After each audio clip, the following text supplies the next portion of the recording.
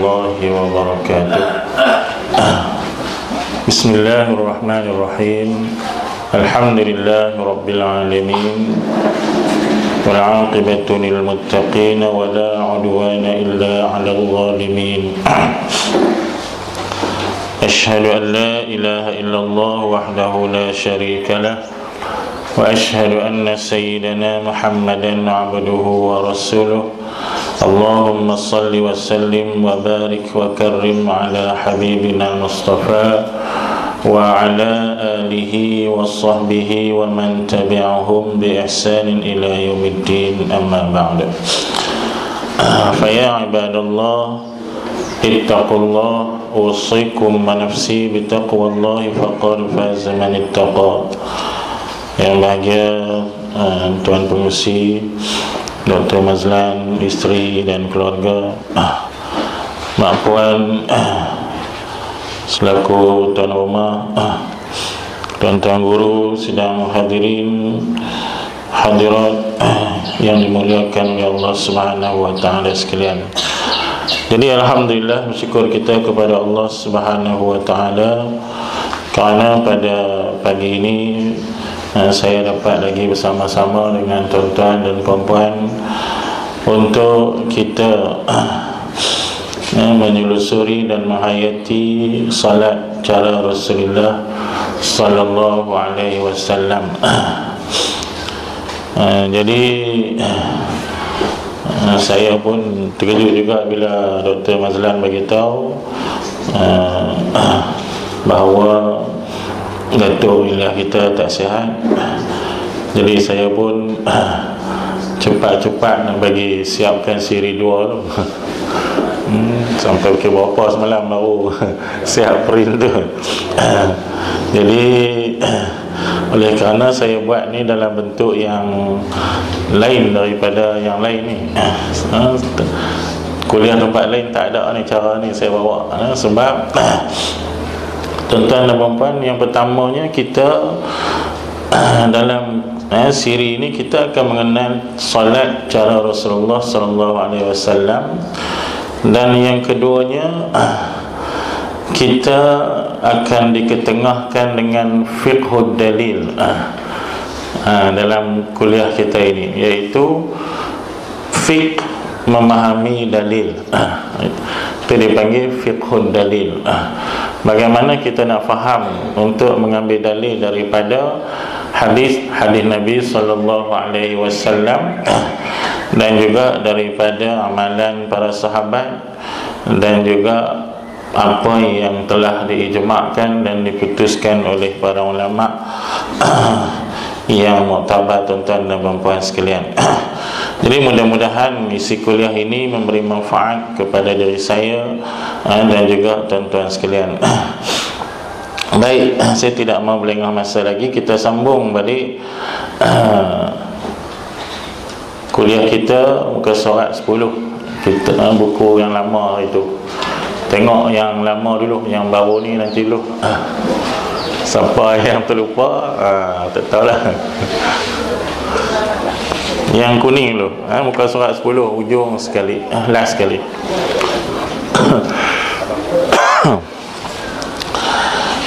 Bismillahirrahmanirrahim. Sunnah-sunnah berkaitan dengan takbiratul ihram. Kita masuk pula kepada satu fasal yang baru tentang sunnah-sunnah yang berkaitan dengan takbiratul ihram. Hari itu kita dah menyatakan tentang wajibnya kita masuk sembahyang dengan takbiratul ihram, dan takbiratul ihram lah yang memasukkan kita ke dalam sembahyang, dan dia merupakan rukun sembahyang yang tidak sah mana-mana orang yang masuk dalam sembahyang yang bukan dengan Allahu Akbar. Kita dah sebut dah hari itu. Baik, pertama, sunat bagi imam menyaringkan suaranya ketika takbiratul ihram supaya seluruh makmum mendengarnya. Kalau seseorang itu menjadi imam sembahyang, maka hendaklah dia bertakbiratul ihram dengan mengangkatkan suara supaya makmum mendengar suara imam. Di antara benda yang kita kena ambil perhatian, tuan-tuan dan puan, ada sebahagian masjid atau surau, ada sebahagian masjid atau surau yang terai dia gelap. Terai orang perempuan ni gelap langsung, sampai orang perempuan memang tak nampak apa yang makmum lelaki buat. Jadi bila dia tak nampak, dia tak tahu, kecuali dia dengar suara sahaja. Dia dengar suara imam takbir, dia dengar suara imam baca Fatihah, takbir pindah rukun, baru dia tahu. Kalau surau atau masjid yang ada tirai yang cerah tu, tak apa nampak. Baik, tuan-tuan dan puan, di antara syarat sah makmum ikut imam ni ialah dia mengetahui pergerakan imam itu. Dia hendaklah mengetahui pergerakan imam, sama ada dengan dia tengok ataupun dia dengar. Dia dengar. Kalau salah satu itu tak berlaku, tak sahlah makmum ini mengikut imam. Jadi kadang-kadang tuan-tuan, masjid surau ni bukan hari-hari speaker nak elok. Kadang-kadang dia main karen tak ada. Kalau karen tak ada, macam mana? Pembesar suara tak berfungsi. Imam, makmum tak nampak, makmum belakang tak nampak. Maka ketika itu imam kena kuatkan suara dia supaya seluruh makmum itu mendengar perpindahan rukun dia dan termasuk takbiratul ihram dia. Maka kalau tak berlaku juga, tu yang kena ada mubalik tu. Kena ada seorang mubalik duduk belakang, dia tu kena kuatkan suara juga. Bila imam Allahu Akbar, dia pun Allahu Akbar, supaya sampai kepada orang belakang lagi pula. Ni kadang-kadang ada setengah imam dia tak peka ni. Bila karen tak ada apa, dia duduk seorang macam dia juga. Allahu Akbar. Perempuan duduk belakang ni duduk menung kan, pindah lagi, rokok dah lagi, apa dah lagi. Tak sah kalau tak tahu pergerakan imam itu. Sebab itu hendaklah imam menyaringkan suara ketika takbiratul ihram supaya semua makmum mendengarnya. Tapi kalau ada pembesar suara, tak apalah, kita guna pembesar suara tu pun kita agak-agak bagi semua makmum mendengar suara kita. Dalil dia apa dia? Hadis Nabi sallallahu alaihi wasallam. Innama ju'ilal imamu liyutamma bihi fa idza kabbara fakabbiru. Hanya saja dijadikan imam itu supaya kamu mengikut akan dia, mengikut dengan dia. Maka apabila dia telah bertakbir, maka bertakbirlah kamu. Jadi imam itu, yang kita semayang mengikut imam tu supaya kita ikut dia. Kalau kita tak tahu dia buat, macam mana kita nak ikut dia? Tak dengar dia takbir, macam mana nak ikut dia? Maka sebab itu imam kena nyaringkan suara dengan takbir. Baik, sokongan dia apa? Hadis di bawah tersebut. Ishtaka Abu Hurairah aw ghaba fasalla Abu Sa'id al-Khudri fajahara bitakbiri hina iftataha wa hina qama min ar-rak'atayn wa qala inni ra'aytu Rasulullah sallallahu alaihi wasallam hakadha yusalli. Hadis riwayat Imam Al-Bukhari. Satu hari dia kata Abu Hurairah sakit, ataupun Abu Hurairah ghaba, pergi mana-mana, mungkin pergi keluar daripada daerah. maka bersembahyanglah Abu Sa'id menjadi imam. Ini kisah dulu di zaman sahabat. Memang Abu Hurairah di antara orang yang selalu menjadi imam. Waktu itu Rasulullah tak ada. Tapi bila satu hari Abu Hurairah tak ada, ada kata dia sakit, ada kata dia keluar pergi mana-mana, maka Imam Sayyidina Abu Sa'id menjadi imam. Fajahhara bitakbir, maka dia mengangkatkan suara dengan takbir ihram. Dia takbir kuat, Allahu Akbar kuat. Hina iftataha wa hina qama min ar-rak'atain, ketika dia mula masuk sembahyang dan ketika mana dia bangun daripada rakaat pun dia takbir dengan suara yang kuat. Dan dia berkata, sesungguhnya aku melihat beginilah Rasulullah sallallahu alaihi wasallam bersembahyang. Maknanya imam yang kena baca kuat ini sebab mengikut cara sembahyang Rasulullah sallallahu alaihi wasallam. Dia takbir kuat supaya makmum tu dengar, dan itulah yang diambil daripada Nabi sallallahu alaihi wasallam. Itulah amalan-amalan yang dilakukan oleh para sahabat bila mana mereka menjadi imam. Itu satu lagi dah asar daripada Sayyidina Umar. An Umar radhiyallahu anhu annahu kana ya'ummun nasa fayarfa'u sawtahu bitakbiri. Sunan Al-Kubra jilid 2 surat 29. Daripada Sayyidina Umar radhiyallahu anhu bahwasanya adalah beliau mengimamkan manusia, mengimamkan orang ramai, maka dia mengangkatkan suaranya dengan takbir. Dia angkat suara bagi takbir dengan suara yang kuat. Sebab tu tuan-tuan dan puan, bila dah jadi imam ni kena tahu juga tanggungjawab imam. Ni takbir macam tak makan 10 hari, kan? Tu macam mana orang belakang nak dengar? Kita mayang seorang-seorang tak apalah macam mana pun. Tu pun kalau tak dengar diri sendiri tak sah kita dah sebut dah hari tu. Tak. Kerana apa? Kerana dia adalah benda yang hendaklah disebut atau dibaca dengan mulut kita. Baik. Tengok buku baru kita. Yang kedua, sunat pula bagi makmum memperlahankan suaranya ketika takbiratul ihram sekira-kira tidak membawa tashwish, gangguan kepada makmum yang lain.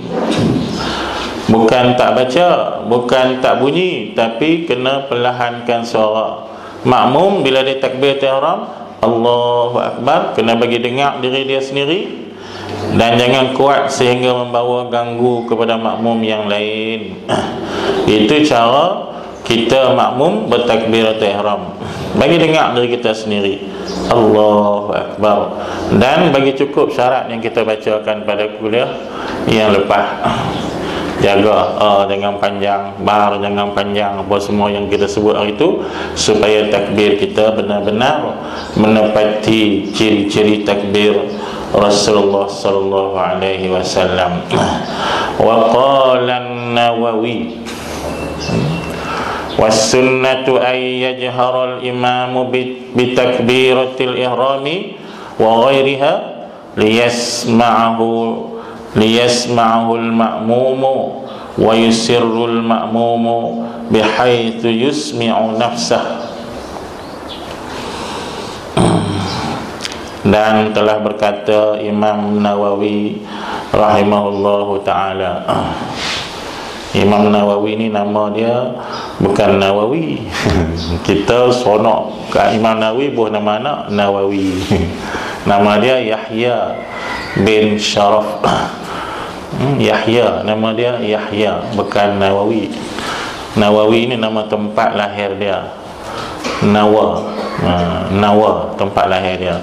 Tapi dah kita nak buh ismul mansub, dia jadi Nawawi. Tu Imam Nawawi. Dia wafat pada tahun 676 Hijrah.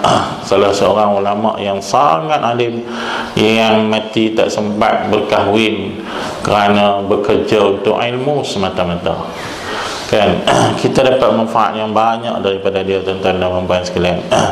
Apa kata Imam Nawawi?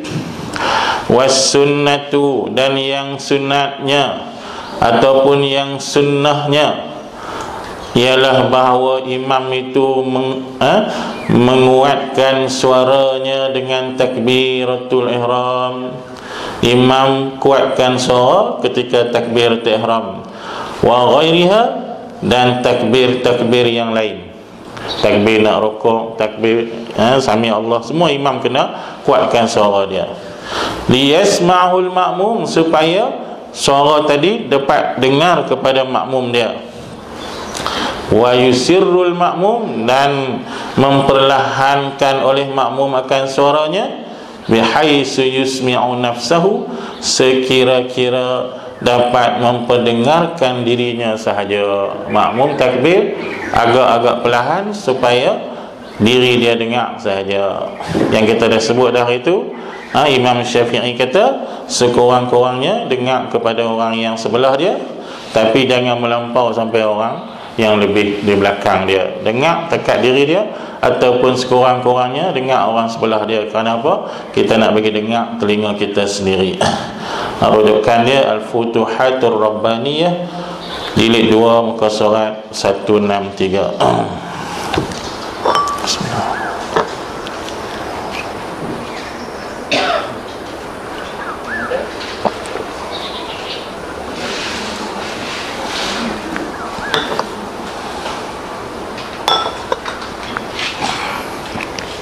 Baik. Yang ketiga, sunat mengangkatkan kedua tangan serentak dengan permulaan takbiratul ihram, dan disudahi dengan meletakkan kedua tangan di bawah dada dan di atas daripada pusat. Tangan kanan menindih tangan kiri sambil tangan kanan menggenggam pergelangan tangan kiri. Baik. Dia kata di sini sunat kalau boleh kita angkatkan tangan serentak, muqaranah. Dengan apa? Dengan permulaan takbiratul ihram.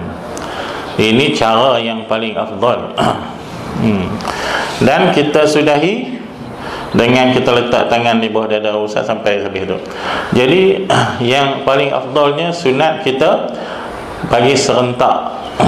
Memang ada dua riwayat, nanti kita akan sebut ada dua riwayat. Tetapi kalau kita tengok balik, memang yang afdalnya kita buat seperti mana yang disebut tadi, serentak. Angkat je. Allah tu mula pada mula angkat tu. Allahu Akbar. Bar tu sampai letak sini, kan? Jadi sunat macam tu. Boleh juga cara yang kedua, angkat sampai sini, Allahu Akbar. Itu dua cara saja. Dua cara sahaja yang warid daripada hadis Nabi sallallahu alaihi wasallam. Tetapi kenapa ulama tarjihkan cara yang pertama tu lebih afdal? Yang kedua tu boleh dan boleh, tapi yang pertama tu lebih afdal sebab setiap perbuatan kita itu tak sunyi daripada zikir dan doa. Tak mau kosong. Kalau cara yang kedua, kita angkat dulu kan, angkat kosong daripada zikir dan doa. Jadi maka cara yang pertama lah ulama kata lebih afdal, sebab setiap perbuatan kita tak sunyi daripada zikir dan doa. Allah daripada mula Allahu Akbar, lebih afdal begitu. Baik, kita tengok macam mana perbahasan ulama tentang cara tersebut. An Ibni Umar radhiyallahu anhu annahu sallallahu alaihi wasallam kana yarfa'u yadayhi hazwa mankibaihi idza iftataha as-salata, muttafaqun alaihi.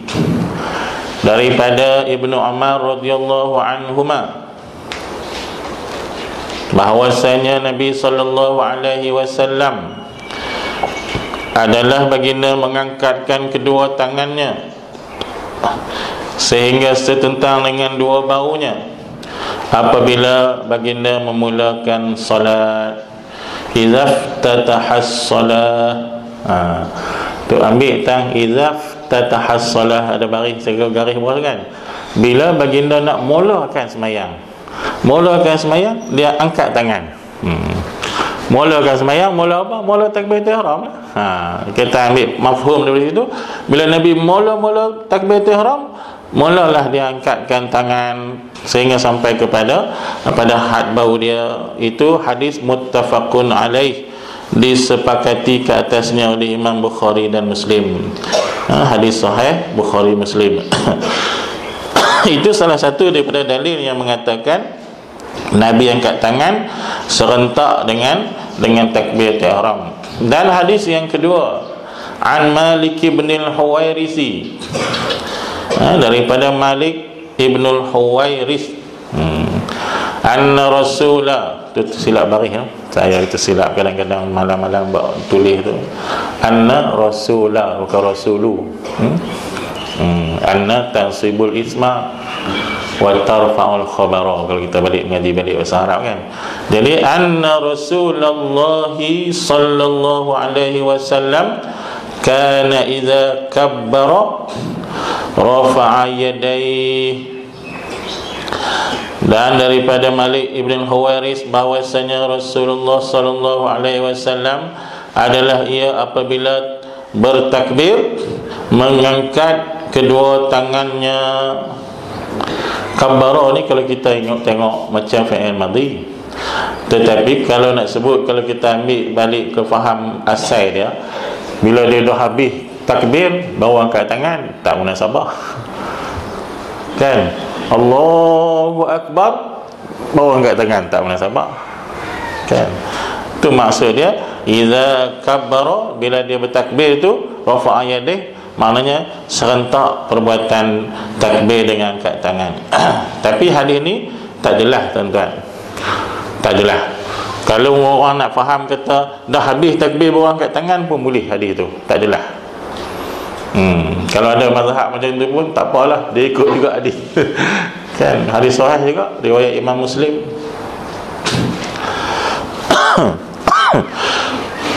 Wa fi riwayatin lil Bukhari yarfa'u yadayhi hina yukabbiru. Qala al-hafidhu hadza dalilul muqaranati.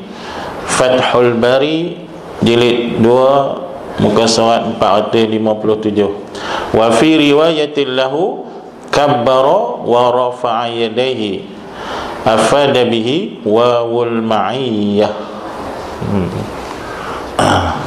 Baik, apa maksud dia? Dalam satu riwayat lagi bagi Imam Bukhari dalam Sahih Bukhari, Nabi yarfa'u yadayhi, Nabi mengangkat tangan hina yukabbiru, ketika mana dia bertakbir.